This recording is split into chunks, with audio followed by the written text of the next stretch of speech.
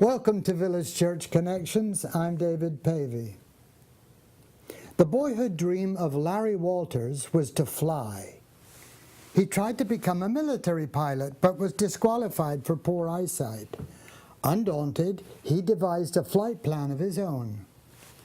In 1982, when he was 33 years old, Larry purchased 15 weather balloons from an Army-Navy surplus store and tied them to his well-tethered lawn chair in the backyard of a friend's home at 1633 West 7th Street in San Pedro, California.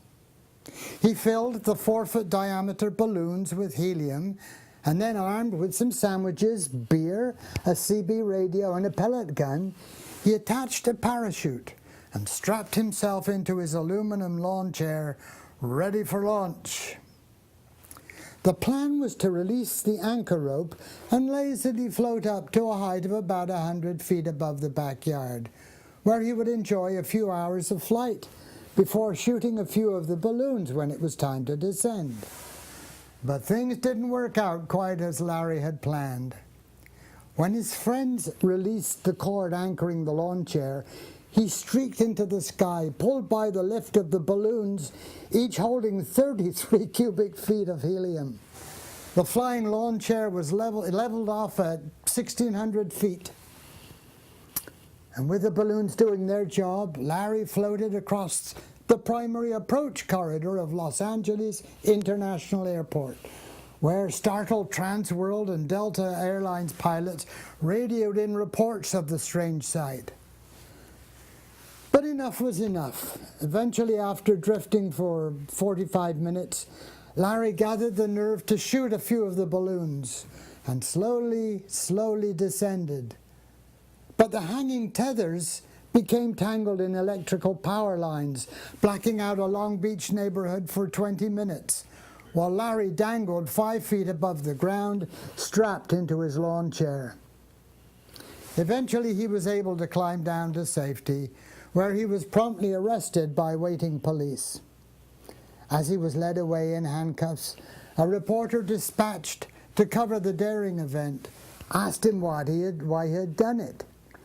And Larry replied nonchalantly, "Well, a man can't just sit around." Larry's efforts won him a $1,500 FAA fine, a prize from the Bonehead Club of Dallas, and the altitude record for gas-filled clustered balloons. He never made much money from his innovative flight. And on October the 6th, 1993, at the age of 44, Larry hiked into Angeles National Forest and there shot himself through the heart. Survived by his mother and 2 sisters, he left no suicide note. A man can't just sit around. This Larry Walters quote is hardly an explanation for risking his life the way he did. But it did make me think.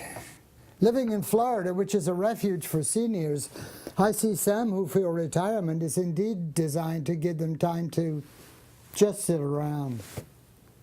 In contrast, I recall the words of the Apostle Paul, who urged Christians to be always abounding in the work of the Lord.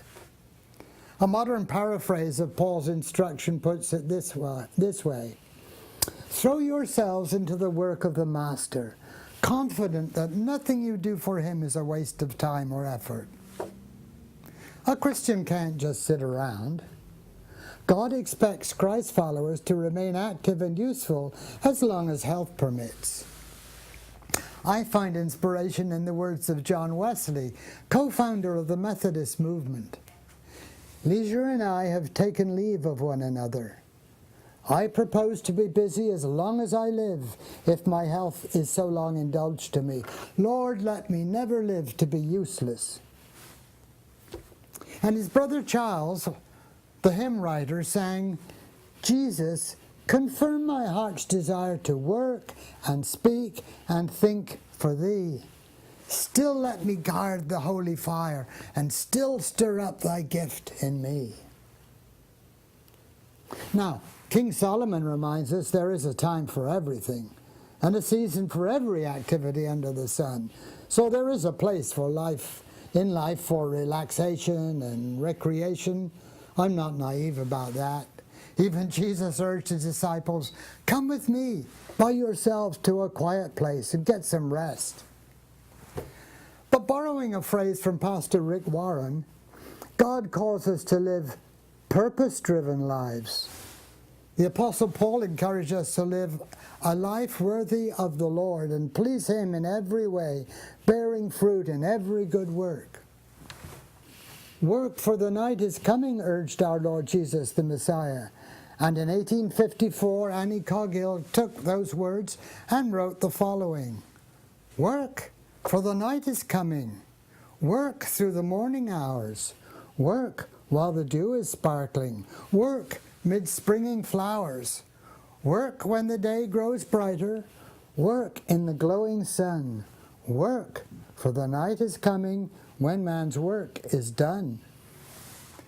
For all his eccentric ideas, Larry Walters hit the nail on the head. A man can't just sit around. And thank you for tuning in once again to Village Church Connections.